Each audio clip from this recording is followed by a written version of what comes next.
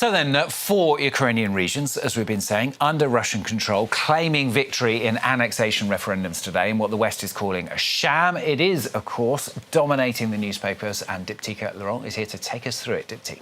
Let's start with the Moscow Times today's story, which is really looking at the results in those 4 separatist regions. Zaporizhia announcing that 93% of voters in the referendum voted yes to being annexed in Russia. In Kherson, that figure was at 87%, and in Donetsk, it was a whopping 99%, a colossal result, according to the separatist leader backed by Russia. That's a focus of the Moscow Times today. But as you said, the West has largely condemned this referendum as a sham, and that sort of attitude is really spilling onto the front pages today. The French paper Le Figaro here, really not mincing its words. It says Putin orchestrates the annexation of a part of Ukraine, and it's very clear from the editorial today that the paper feels that this referendum was a sham, and says, however, if Putin can plant a seed of doubt among Ukrainians about the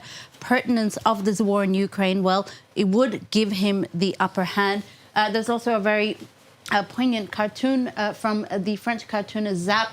No words today, just this. It could be a vote in a ballot box, but it is also coffins in going into that flag representing Ukraine, representing the number of people who've been killed since the outbreak of this conflict earlier this year, Stuart.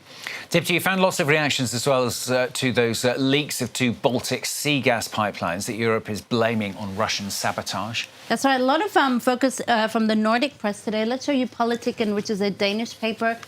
Here they're quoting the Danish Prime Minister yesterday is calling these leaks followed by that underwater explosion. She called them deliberate acts. And Prime Minister Mette Frederiksen is also on the front page of another Danish paper, Ekstrabladet, which you see here.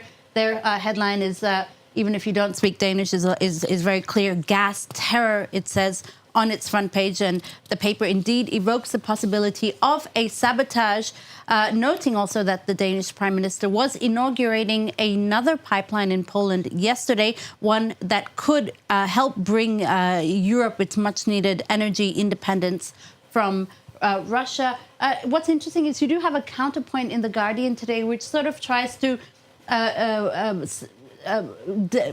spill down, if you like, or pour water on the sort of fear that was created after these explosions yesterday. The Guardian saying, this columnist says, well, relatively little was at stake. And even if it does seem like sabotage, it seems very unlikely that Russia would dare make such a move at a time when the war in Ukraine is not going as well as planned.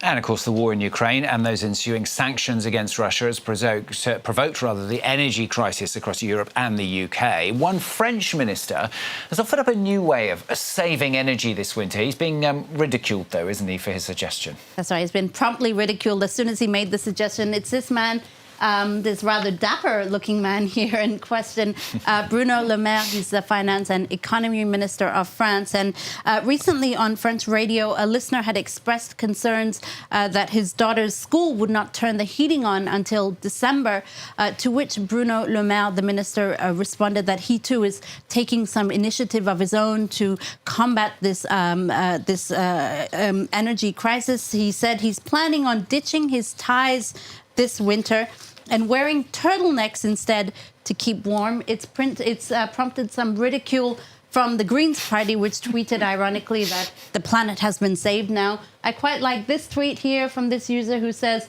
just like Bruno Le Maire is going to wear turtlenecks, well, he's planning to wear furry briefs this winter to keep him and his jewels warm.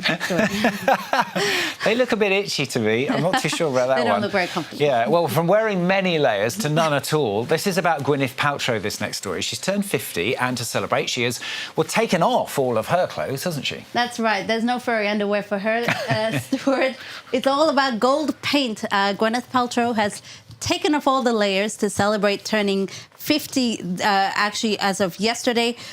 She painted herself gold, took some classy photos, and explained that, she's learned to accept her marks and wrinkles and loosening skin at the age of 50. This is a post on Instagram here that garnered about 500,000 likes. So it has been seen by a lot of people. And in this post, you know, she said that she's embracing her silver hair and fine lines. But I don't see any of that in this very expertly airbrushed photo. So there you go. Can you imagine getting all that off again afterwards? That pain. Painful. I'd rather put the layers on. Yeah, exactly. Those furry boxer shorts. Thanks to Diptyque Laurent with the papers for us here at France 24.